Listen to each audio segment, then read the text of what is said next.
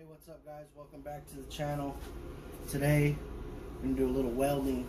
We're going to start welding up some of the brackets to get the towers in place.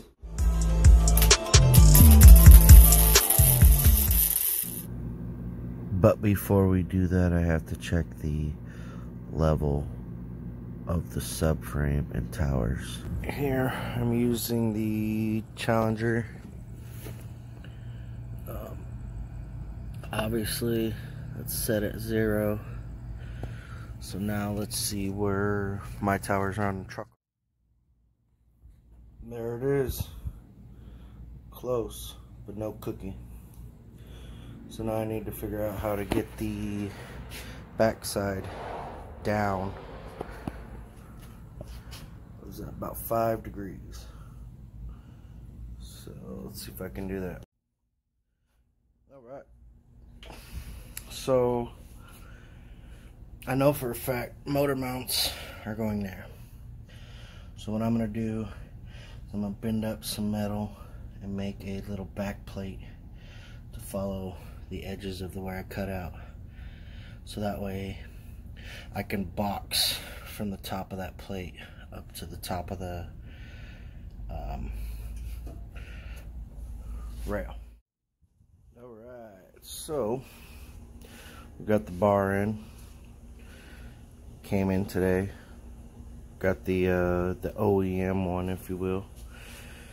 So now what I'm gonna do is I'm gonna cut the edges off of here. Cut this into 2 pieces. And then I think I'm gonna try to use this on both sides. The other one's underneath that chair, as a wedge in between the frame and the subframe, because to get it to sit square I need to put something in between there. So I'm gonna cut this up, cut that one up, and then try to start welding some of this shit up. So, yeah, let's do that.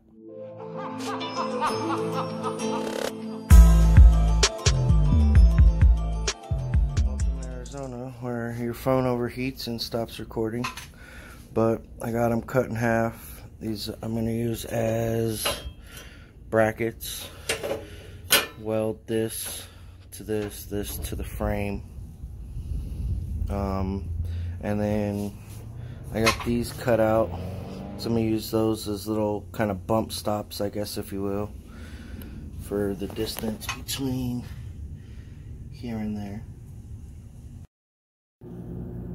Next, I marked the plates where they meet the embossed, hardened area on both sides.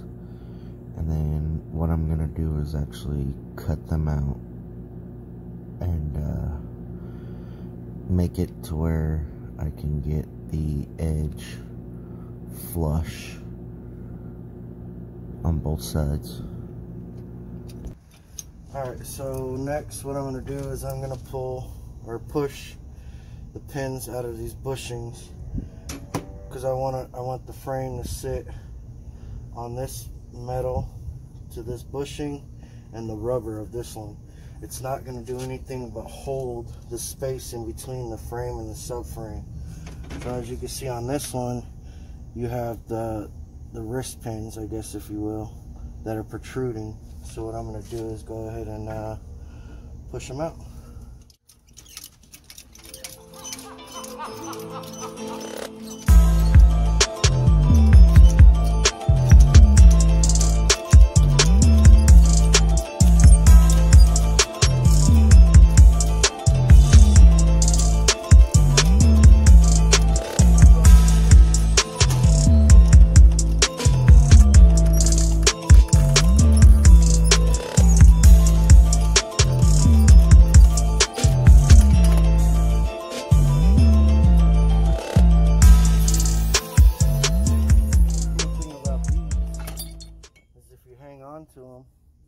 you have a way to make bungs.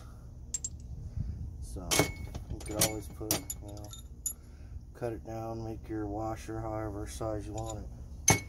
But let's go see how they fit. And then that will hold the space in between the frame.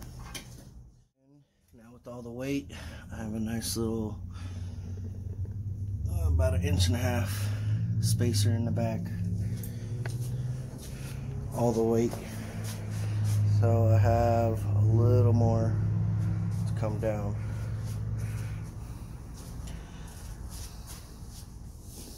And then these, I cut those little tabs out so they'll line up a little better.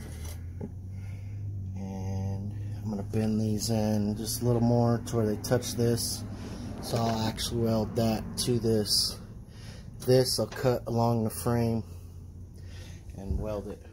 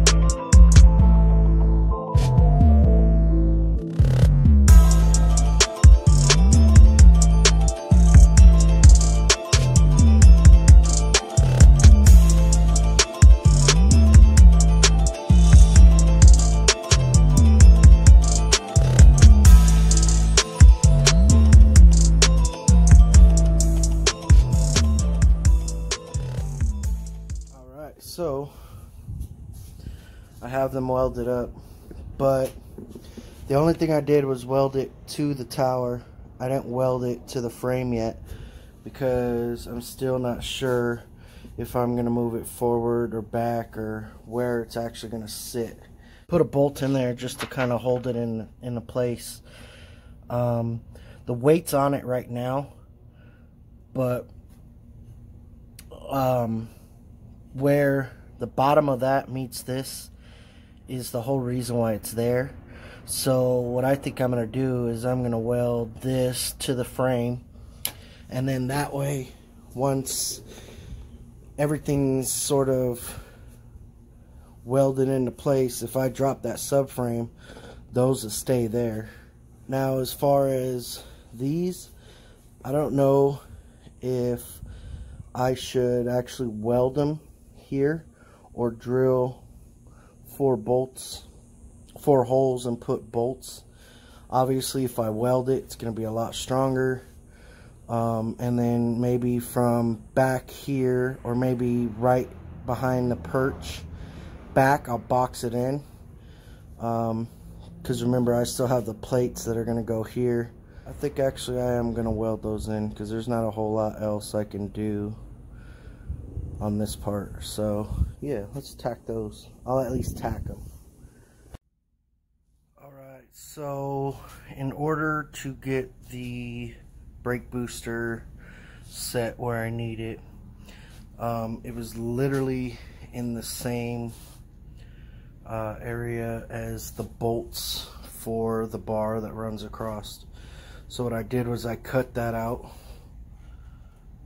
and now I have the bracket. So what I'm going to do is I'm actually going to shorten the bar to where it sits right next to it, and that side is still bolt up. So it's going to do the same thing. I'm literally just shortening it. So that's what I'm doing next. So I need about 2 inches, give or take. Obviously it bends and it straightens out right here in the middle. So what I'm going to do is I'm going to cut it directly in half. I'm going to bolt this side in, and then I'm going to put this next to it where I need it, and then I'm going to mark it and cut out about 2 inches. But I have to do it in the middle because that's like the straightest part.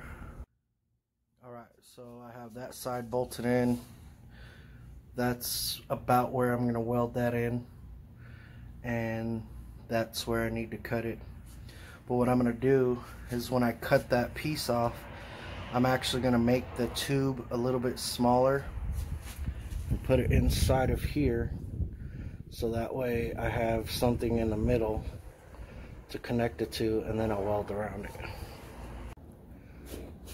There it is. So now what I'm going to do is cut a notch in this so I can make it just a little bit smaller. I'll shove it in that one, tack it, fit this one in, and then weld all the way around. There it is. It ain't nothing pretty, but it will work. Plus you won't see it. Alright guys, so that's all welded up. Got this kind of tacked into place where it's going to go. Gives you that sort of idea. Got the plates in both sides. As you can tell, I've slowly but surely been painting it. My whole thought process behind that is kind of like I check something off and I paint it. So I got the little boxes where the motor mounts cut out are painted. Plates last night welded in, so I painted them. Brackets welded up to the towers, so I painted the rest of the towers. Obviously I still got to grind that down, and then I'll paint that. This, I still need to make the box underneath, kind of protect everything. Then I'll paint that box, not necessarily that. But, yeah. Got a little late last night, so obviously picking it back up today. That being said, I think I am going to finish this video off with painting the grill. Obviously you can tell I'm going to go with a blue color. The red in that kind of clashes. So I'm thinking with the emblem, I'm just going to hand paint the blue into over the red. But the grill itself was a original 72, which was an awesome grill. I will post a picture of what it looked like originally here. But the grill was a little too far gone. So what I did was I went to Home Depot, and I'm talking probably 10 years ago, bought some of this universal grill stuff. It's just like chicken wire. But riveted in these plates because it was just short. So what I think I'm going to do is I'm going to go ahead and scuff it all up and give it a nice color of blue. And then, well, how about I stop talking about it and just show you. Alright, so I gave it a little quick wet sand using like a Brillo pad. Nothing too serious. That paint's pretty thick, so it should stick pretty well. But again, this grill isn't in the greatest shape, so it's gonna be a little rough, but at least I'm gonna try to bring some new life into it. So next, what I'm gonna talk about are the screws for the headlight bezels, which have these little plastic clips. As you can see, this one is cracked, and instead of trying to find a bunch of those little plastic clips to make that work. What I have is a bunch of these hex head screws from a prior like demolition that I did. So with those, you can already tell how much better it's gonna look with those in there instead of the OEM Phillip head type deal. So now what I'm gonna do is I'm gonna tape off this because I don't want to paint it, and flip it over, give it some couple sprays of black on the back side. I got some black enamel paint, like engine paint. Should do fine. You won't be able to see it, but at least it I don't know, I guess give it some color in the background. But then I'll flip it over, paint the front, and I'm gonna paint the bezels a different color.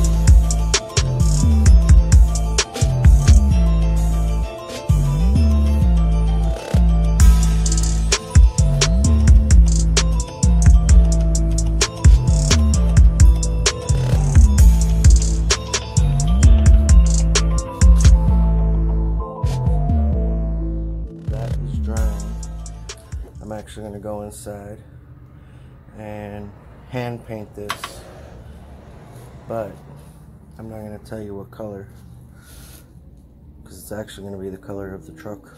It's probably going to be very expensive because I plan on doing it with a can of spray paint. Problem is that can of spray paint is about $15 a piece. Obviously that's a big ass truck and it's gonna add up quick, but what I plan on doing is like the fender at one time, maybe the hood at a time, do the other fender at a time, do that grill insert at a time, the windshield wiper at a time. So yes, it's gonna be costly, but I'm also going to do it in stages, so it's not like I'm paying $1,000, $2,000, $3,000 up front to get it painted. I'm going to tell you right now, I'm not going for pretty. The whole point of this project is to show you that you could do it with little to no money. Alright, there it is, people. First glimpse of what the color of the truck's going to be. Look how good that emblem came out.